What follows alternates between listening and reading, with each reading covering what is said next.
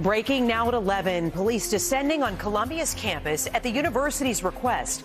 Officers in riot gear entering occupied buildings through windows. The orders and the arrests.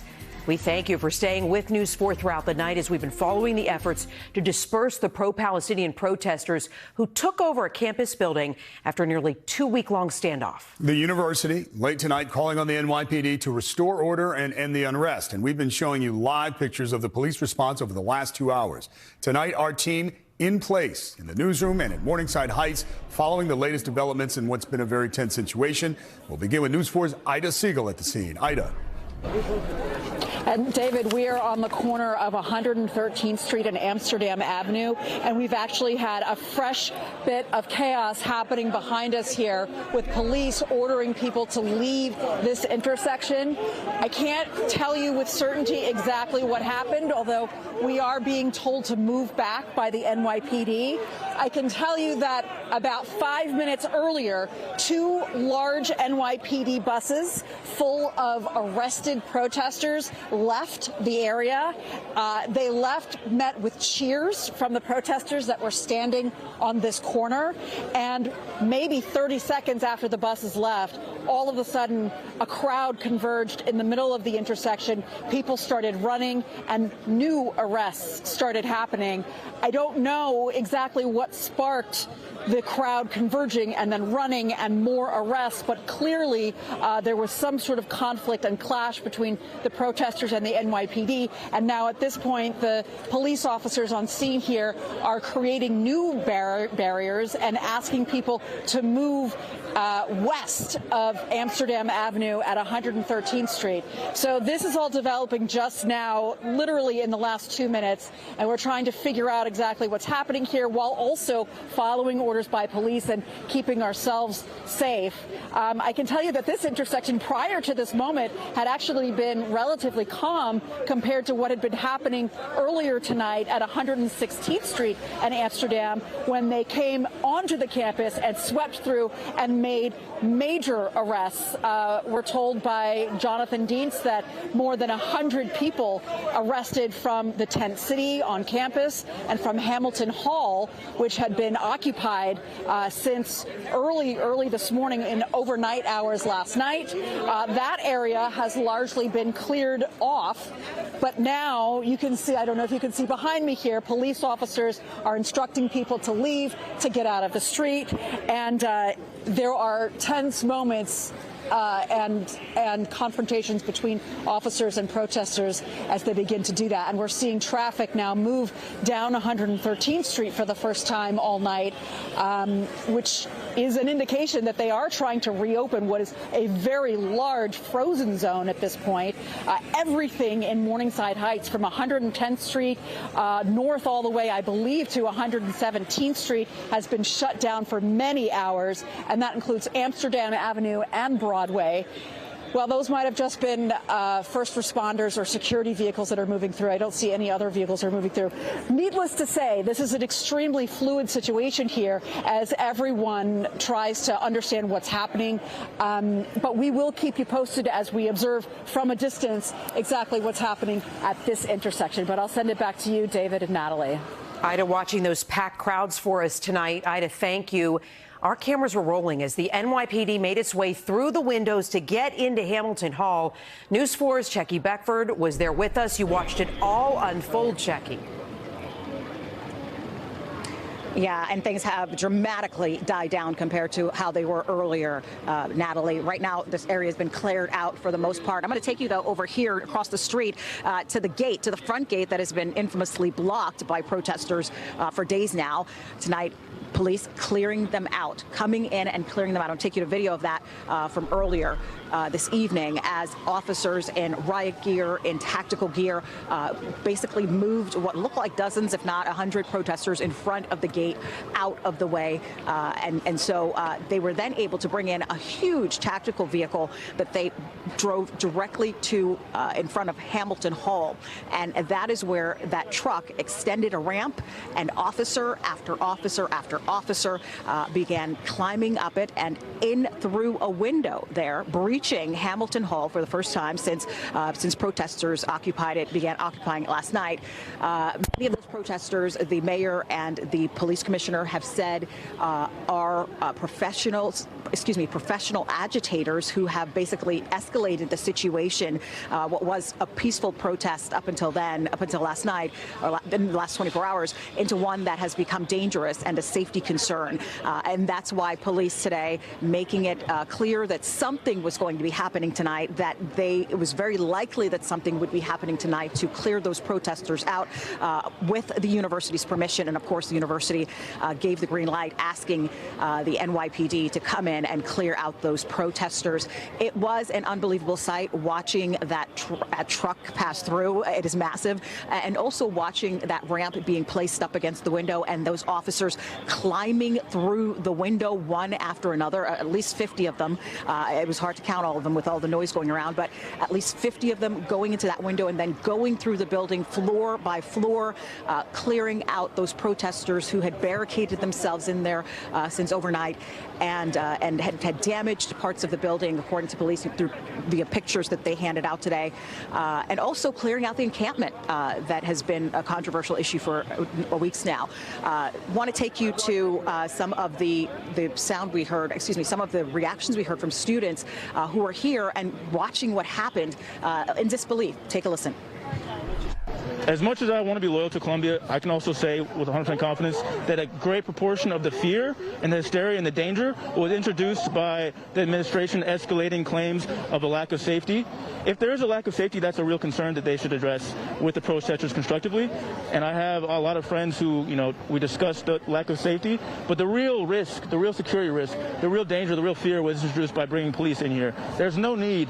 The police officers obviously have a certain level of training, but a lot of them definitely step beyond that today.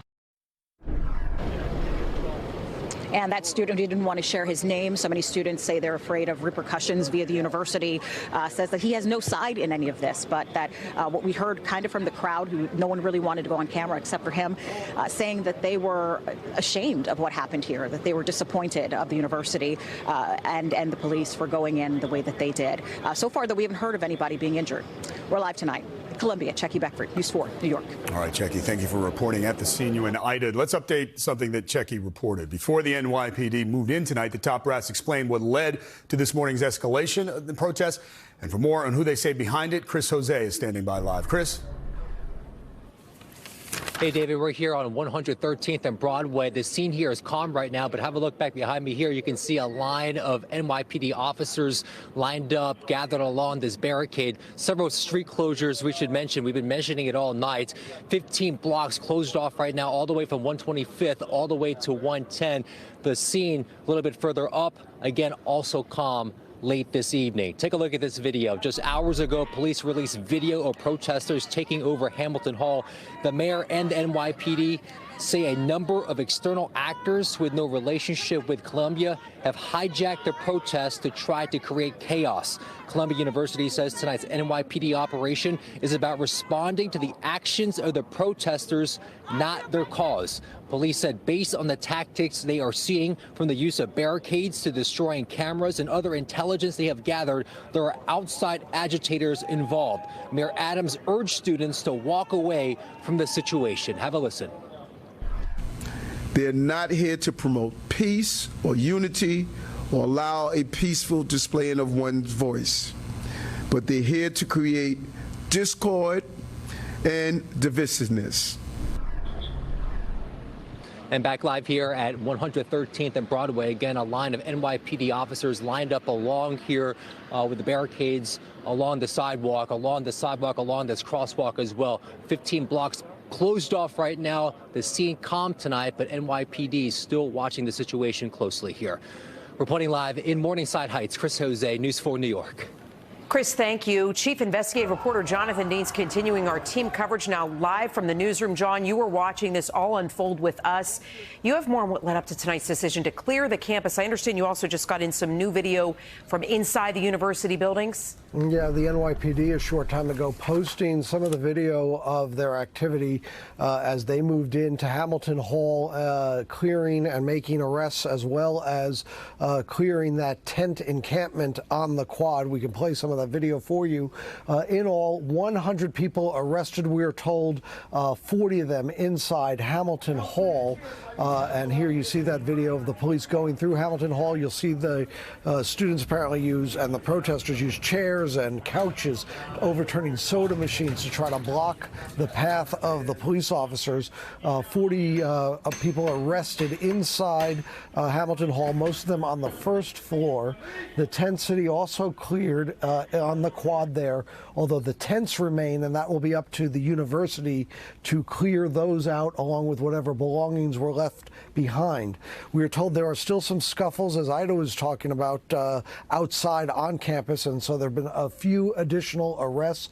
But as of now, the campus is considered secure. Hamilton Hall has been cleared. And so has the tents that were set up.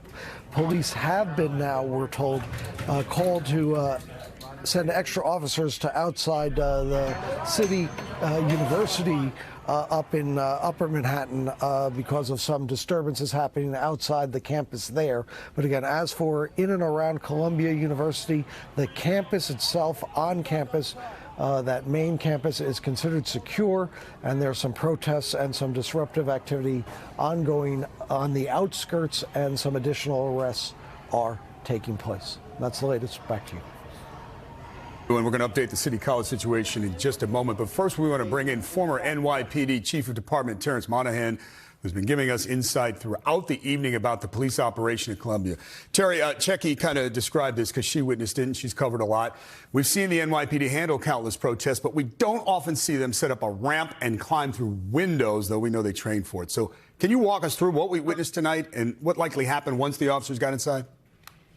That was a tremendous plan by the NYPD and executed perfectly. Closing down the streets a while before, clearing out all the protesters in front, and then coming up with the plan to bring the Bearcat in, load in first emergency service, followed by SRG into the building to make the arrest. Once they got into that building, emergency service does a floor-by-floor, building-by-building search. Anyone that was found in the building would have been placed under arrest by ESU and then given to the SRG officers to process. It takes a long time to go through every inch of the building. ESU has the equipment to move whatever soda machines, couches, chairs were in the way to make sure that they can get in there and make the arrest. But I tell you, idea of entering on that second floor, I know a lot of planning went. There was probably a lot of discussions about it. But I think it was a fantastic plan and a way to get a lot of resources into that building quickly. Because if you overwhelm them with the number of resources, it makes it much easier to make peaceful arrests. I see, Terry. And again, I know you've covered a lot of protests or coordinated the response to a lot of protests. But again, we don't see that often. Let me ask you this. The NYPD said it would only go in if asked by Columbia, which did happen. But I want to know behind the scenes. What do you think top brass likely was saying to university leaders once the vandalism happened and the protesters occupied the building? Well, all you had to do was listen to a lot of what John Schell had said on social media about consequences, that the anti-Semitism that was going on, the vandalism was going on, it shouldn't be accepted. But it was up to the university to make that decision. You know, it makes it a lot easier for the NYPD. They're not making that call to arrest. Since it's private property, it's in the hands of Columbia University to be the complainant, to sign off on all the arrests for the trespassing, the burglary that was taking place. So behind the scenes, I'm sure there's a lot of discussions that, you know, if we don't do this, it's just going to keep growing. But the longer you allow these individuals to have free reign, they take more and more steps. And that's what you saw. It went from an encampment on the grounds to the taking over of the building. If no action was taken, you don't know what would have happened next. All right, Terry Monahan, former Chief of Department. We're going to learn more in the coming days, but thank you for walking us through it as we continue to go through it at this hour.